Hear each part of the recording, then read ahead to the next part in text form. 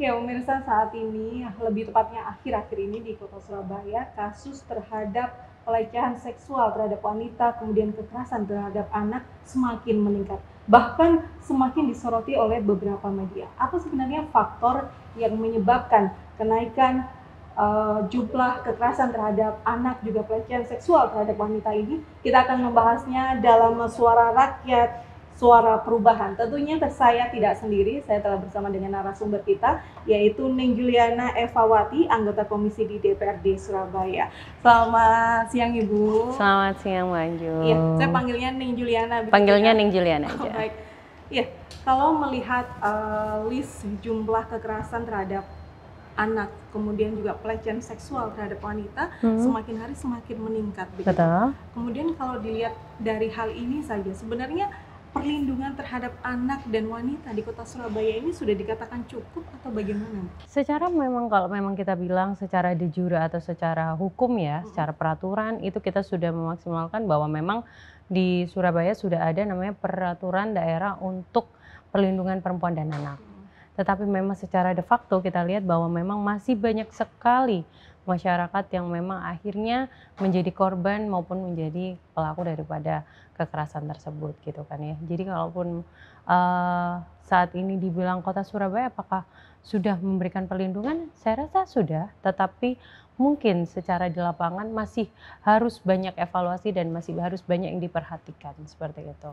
Nah, kemudian kalau harus berbicara harus diperbaiki atau kemudian harus ditingkatkan bagaimana keterkaitan pihak-pihak terkait yang ada di Kota Surabaya ini sendiri, menurut Ning Juliana apa yang harus dilakukan? Oke, jadi gini, yang pastinya hal tersebut terjadi di sekitar masyarakat itu sendiri, betul. Nah di situ lagi kita harus melihat bahwa yang pertama kita harus melihat bahwa perempuan-perempuan di Kota Surabaya atau memang awalnya secara dasar kita harus melihat di daerah kampung atau di daerah rumahnya. Setelah di daerah rumahnya, apakah tadi pihak-pihak mana saja? Pihak-pihak yang pastinya kita harus lihat bahwa dari pihak keluarga itu yang paling utama. Terkadang kebanyakan juga kasus seperti ini ternyata pelakunya tidak jauh-jauh dari lingkungan sekitar. Betul. Yang pastinya yang pertama itu harus dari lingkungan keluarga. Lingkungan keluarga ini harus memberikan edukasi bahwa jadi gini ya, kekerasan seksual dan juga terhadap perempuan dan anak, khususnya terhadap anak. Kita harus mengajarkan bahwa tentang bagaimana melindungi tentang bagian tubuhnya dari kecil. Nah itu yang harus memang kita edukasikan terhadap anak dari kecil. Jadi tidak hanya bagaimana beretika, tetapi melindungi diri. Jadi itu harus kita edukasi sejak dini. Dan selain itu juga secara memang di daerah atau perkampungan itu memang sudah harus ada harus sudah ada seperti Ibu RT atau ibu-ibu PKK itu juga turut andil di situ. Terus selain itu juga yang pastinya di Kota Surabaya ada namanya DP3AP2KB, yaitu perlindungan anak dan perempuan juga. Di situ kita juga ada program di mana edukasi kepada perempuan mengenai hukum, mengenai politik, mengenai perekonomian itu juga ada di situ. Bahkan di situ kami kemarin menyarankan supaya berilah edukasi kepada perempuan di Kota Surabaya ini mengenai hukum, bagaimana perlindungan hukum terhadap perempuan maupun anak, begitu. Dan untuk sejauh ini terkadang perempuan merasa bahwa karena mereka takut, tidak tahu harus kemana, mereka mengadu dan lain sebagainya, malu juga dengan lingkungan sekitar, akhirnya mereka lebih memilih untuk diam begitu, Neng. Nah, itulah yang disayangkan ya. Jadi gini, kalaupun dari saya sendiri, saya mengatakan bahwa perempuan bicaralah, sampaikan, dan apa yang memang menjadi menjadi keluh kesah ataupun memang menjadi menjadi apa yang ada di dalam diri yang dirasakan. Kalaupun memang kekhawatirannya itu ya harus disampaikan. Karena apa? Kalau kita hanya diam, tidak ada yang akan mengetahui apa yang kita rasakan, betul kan? Seperti itu.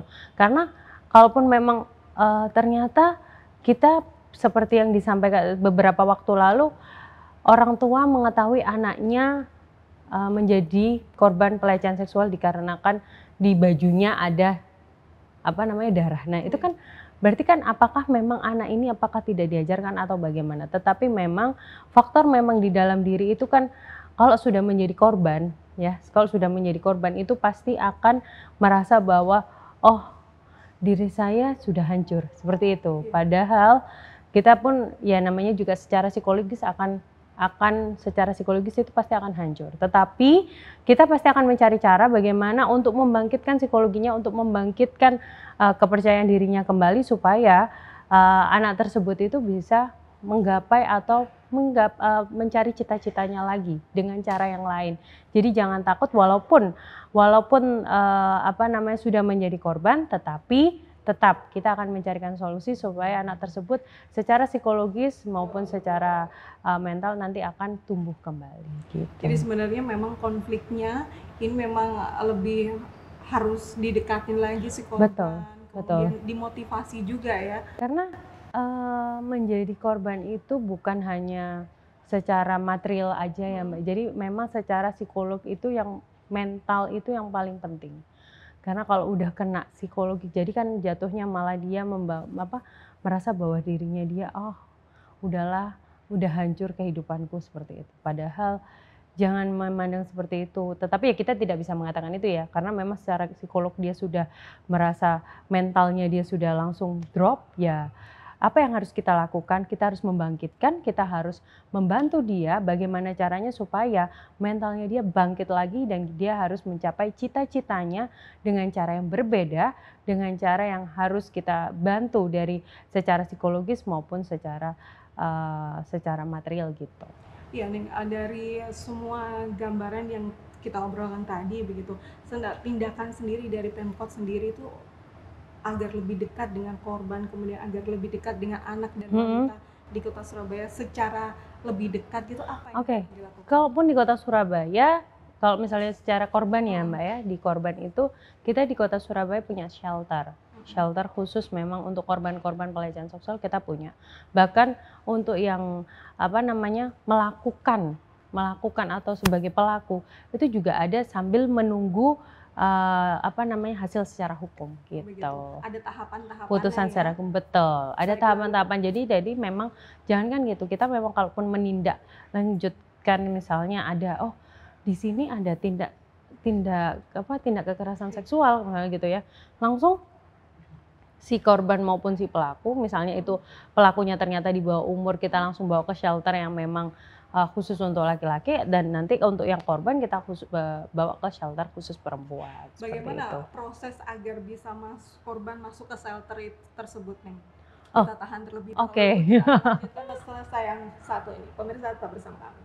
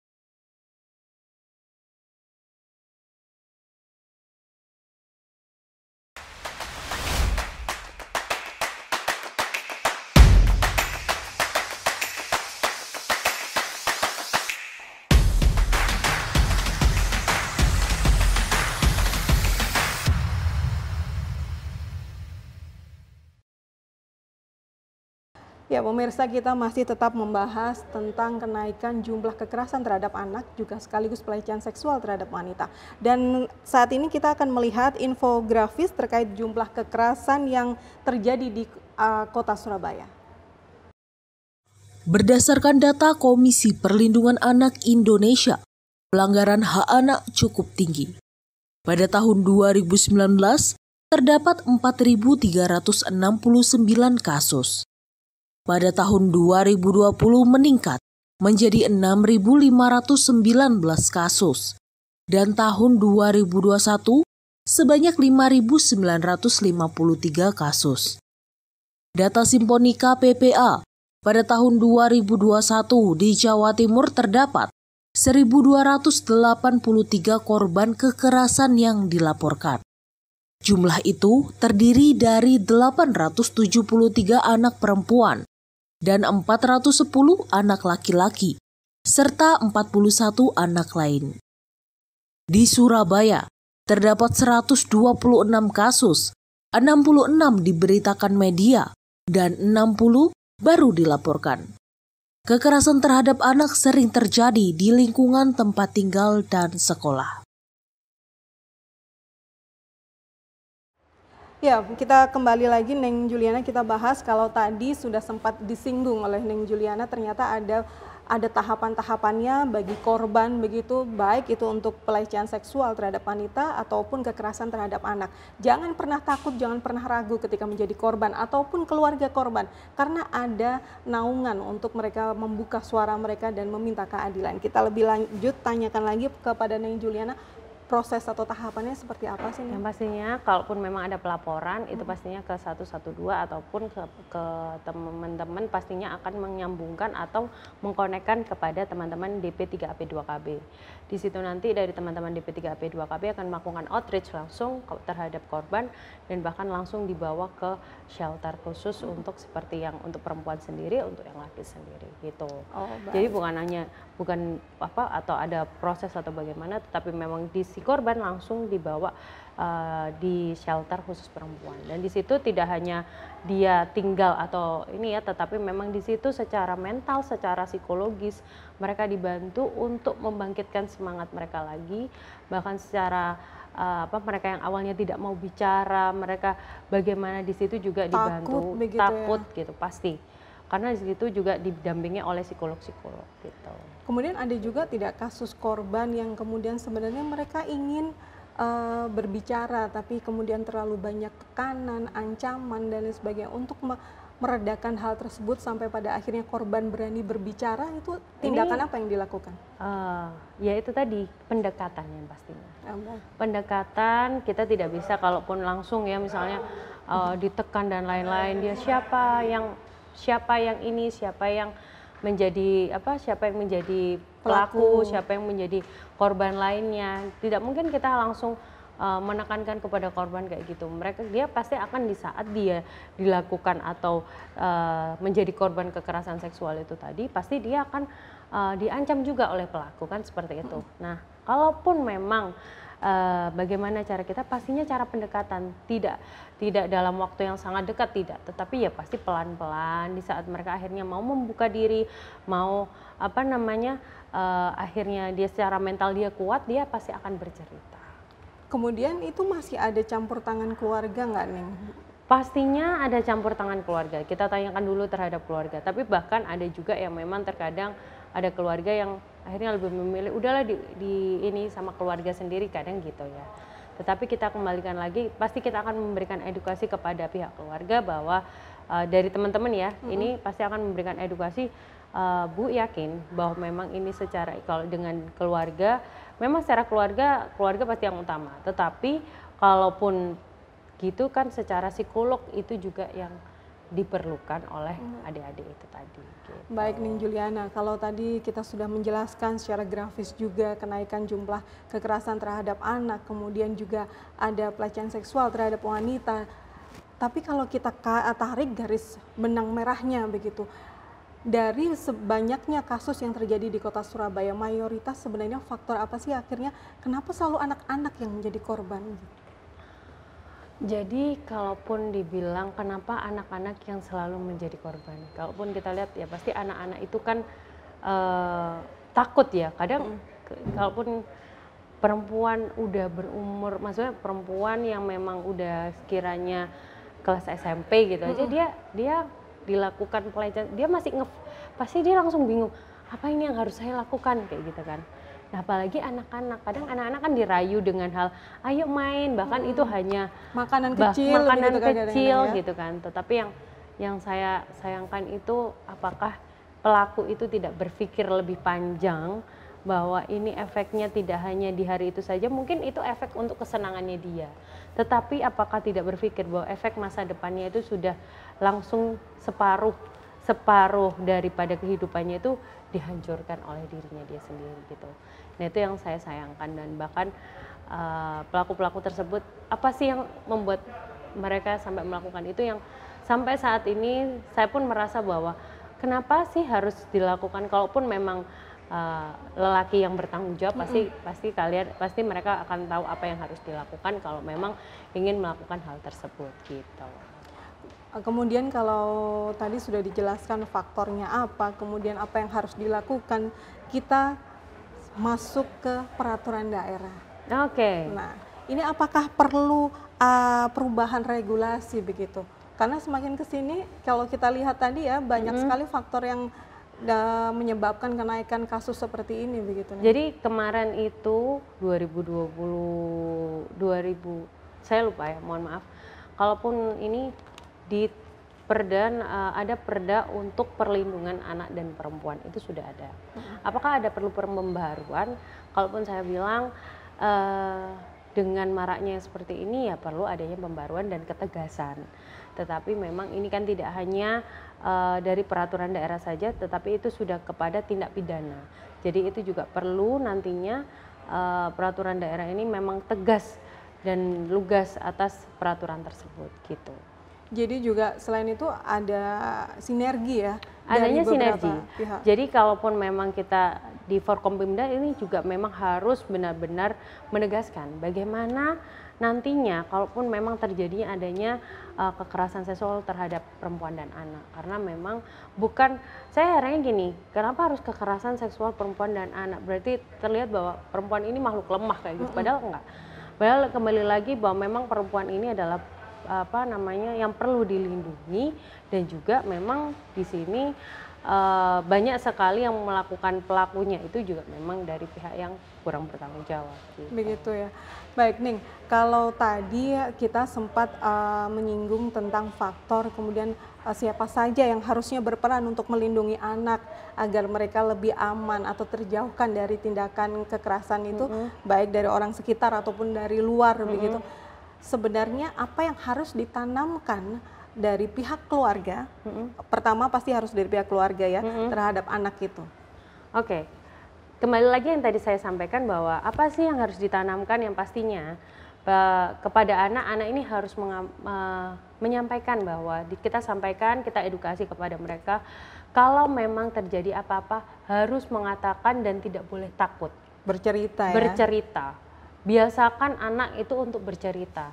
Dan yang kedua, mengedukasi tentang bagian tubuh mana yang memang tidak boleh untuk disentuh oleh orang lain. Itu dari sejak dini harus benar-benar diedukasikan.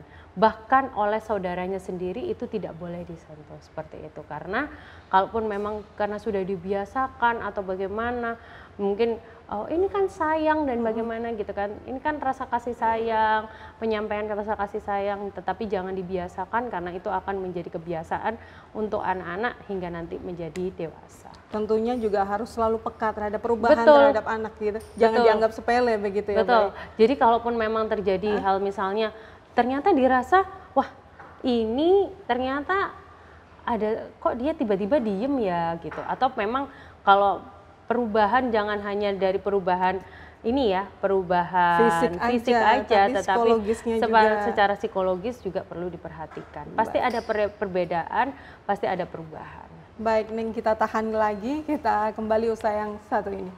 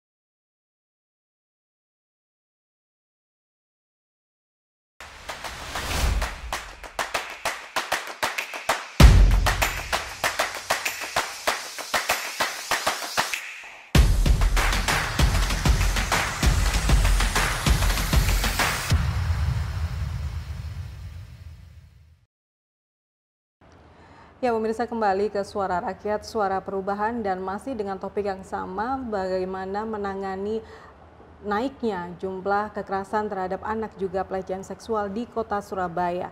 Nah, baik Ning, kita kembali. Nah, menurut Ning Yuliana tadi sendiri sudah dijelaskan ya peran siapa saja, kemudian apa yang harus diperhatikan keluarga, terutamanya untuk anak begitu. Betul. Perubahan tidak harus secara fisik begitu pemirsa, secara psikologis tiba-tiba anak diam, sebagai orang tua ataupun keluarga terdekat juga harus lebih perhatian. Ya, bahkan orang tua juga harus memperhatikan lah ya, apa ada sesuatu apa yang ada di pakaiannya atau bagaimana, itu juga sangat perlu diperhatikan dan menjadi pertanyaan jika memang ada perubahan yang tidak seharusnya terjadi gitu. Baik, kalau begitu sejauh ini menurut Ning Juliana sendiri, peran Dinas Pemberdayaan Perempuan Perlindungan Anak untuk melihat kondisi yang saat ini bagaimana? Lebih kepada begini ya, kalaupun mungkin secara teman-teman di DP3AP2KB itu sudah melakukan program-program yang maksudnya program-program yang memang seharusnya dilakukan untuk mengedukasi teman-teman atau mengedukasi anak-anak, ibu-ibu gitu kan. Mungkin perlu dimasifkan kembali bagaimana peran dan memang ibu-ibu dan peran daripada anak-anak, peran perempuan dan anak di masyarakat ini benar-benar dimasifkan sampai ke tingkat masyarakat tingkat bawah. Karena apa? Kalau memang tidak seperti itu, mungkin yang teredukasi mungkin oh ya hanya memang masyarakat yang digitalisasinya kuat, terus habis itu selalu melek media, apa yang terjadi gitu kan. Tetapi masifkan kepada memang pihak-pihak yang memang mungkin jarang sekali mengerti tentang media ataupun memang edukasinya kurang. Kalau menurut Ning Juliana sendiri untuk menjangkau masyarakat yang bisa kita katakan mereka jauh dari media, kemudian mereka kurang paham juga terhadap hal-hal yang seperti ini yang seharusnya mereka lebih peka begitu. Apalagi di sekitar mereka banyak anak-anak kecil, apa yang harus dilakukan oleh pihak terkait juga? Oke. Jadi mengedukasi sampai tingkat RT RW, benar-benar sampai tingkat RT, benar-benar sampai daerah-daerah yang memang oh ya di sini menjadi tolak ukurnya adalah bukan hanya misalnya hanya mengedukasi kepada komunitas misalnya seperti itu ya, tidak, tetapi benar-benar sampai ke arisan ibu-ibu, sampai ke anak-anak, itu benar-benar yang sampai tingkat bawah. Berarti membuka forum komunikasi lebih dekat dengan masyarakat. Adanya forum group discussion. Kalau nggak kayak gitu nanti malah ya mereka kurang edukasinya. Kalau hanya sebuah paparan saja mereka pasti akan kurang gitu. Itu pun yang kita sampaikan bahwa jangan hanya tingkat mungkin yang paling bawah mungkin mereka sampai ke kelurahan. Oh enggak, jangan, tetapi harus sampai tingkat RT. Sampai benar-benar ibu-ibu PKK, tingkat RT, ibu-ibu yang di kampung itu tahu bahwa kalau memang terjadi apa-apa, edukasinya seperti ini, edukasikan ke anak seperti ini, dan jika memang terjadi sesuatu kepada anak langsung dilaporkan kemana gitu. Dan jadi yang pastinya dilaporkan ke 112 yang akan mengkonekkan kepada teman-teman DP3AP2KB, dan juga kalaupun memang terjadi misalnya orang tua merasa wah kita juga ada yang namanya Puspaga. Apa gitu itu Puspaga, bisa dijelaskan?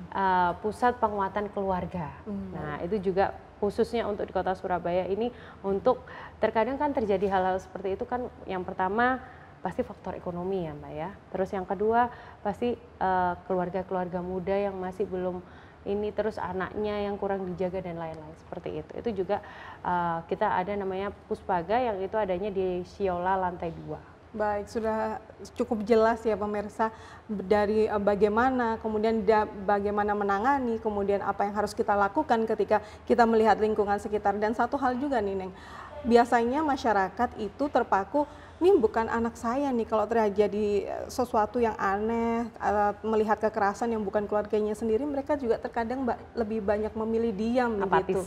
Ya, lebih apatis. Nah, ini sebenarnya harusnya seperti apa nih? Saran saya sih kita sama-sama pastinya ya, kalaupun melihat itu perempuan dan anak yang ada di sekitar kita, kita harus benar-benar care. Karena apa? Kita harus peduli. Oh ternyata nggak boleh kita berdiam diri, dan mereka wah ini kok tiba-tiba dibawa nih sama tetangga si A misalnya gitu ya. Terus melihat nih, jangan dibiarkan. Karena apa? hal tersebut ya kita nggak minta ya, tetapi apapun yang terjadi dengan orang lain bisa saja terjadi pada kita. Nah itulah kita dengan apa yang kita lihat kita cegah dan kita harapkan semoga hal-hal tersebut tidak terjadi kepada diri kita dan keluarga kita. Gitu. Jadi sama-sama saling menjaga. Sama-sama saling menjaga ya. karena kalaupun tidak adanya namanya saling ya antara saling satu sama lain ya kita tidak bisa memberantas pelecehan seksual di Kota Surabaya karena jika kita tidak bersama maka tidak ada hasilnya. Gitu. Kalau tadi Ning sudah menjelaskan bahwa kalaupun ada perubahan regulasi begitu harus semakin dekat kepada masyarakat. Betul. Raih yang menengah ke bawah istilahnya. Betul. Seperti itu. Benar-benar ke poin langsung kepada poin tujuannya daerah yang benar-benar memang tingkat kekerasan seksualnya, tingkat pelecehannya itu juga sangat tinggi. Gitu. Nah, kalau begitu bagaimana dengan pola perlindungan anak dan wanita dari pihak keluarga sendiri dan lingkungan sendiri? Apakah sejauh ini menurut Ning memang benar-benar harus ada perubahan begitu, ekstra lebih ketat atau mungkin juga kalau anak-anak juga yang dilibatkan tidak hanya keluarga, mungkin pihak sekolah juga di mana mereka mengenyam pendidikan dan lain sebagainya? Betul. Yang pastinya kalaupun memang hal seperti ini kita harus dari keluarga gitu kan ya, bukan seperti apa tetapi juga menjaga diri kita, mengedukasi kepada anak kita bahwa jangan membuat ataupun mungkin kalaupun perempuan lebih kepada dijaga dirinya dengan cara apa, lebih sopan berpakaiannya dan lain-lain, intinya tidak menimbulkan atau menarik perhatian daripada lawan jenisnya. Nah, selain itu juga dari pihak sekolah pun harus mengedukasi kepada anak-anak, kalaupun misalnya di sekolah kan juga bisa aja terjadi hal-hal yang tidak kita harapkan gitu kan. Nah, itu juga guru di sini juga harus bertindak bahwa kalaupun memang ada hal-hal memang anak ini kok tingkah lakunya kok aneh, itu juga perlu harus didekati dan juga di situ saya harap guru juga harus segera bertindak dan melaporkan gitu. Ada yang mau disampaikan mungkin Ning terakhir untuk Pemkot atau dinas terkait tentang hal ini? Oke. Pemasifan edukasi terhadap masyarakat itu sangat penting dan memang untuk anak-anak dan perempuan edukasikan hal-hal atau bentuk tubuh atau bagian tubuh yang memang tidak boleh disentuh itu dari sejak dini dan hal ini harus kita latih terus, harus kita masifkan terus karena itu untuk membiasakan diri pada anak kita hingga nanti menjadi dewasa dan dia bisa bersikap dan apa yang harus dilakukan di saat dia mendapati dan menjadi korban tersebut.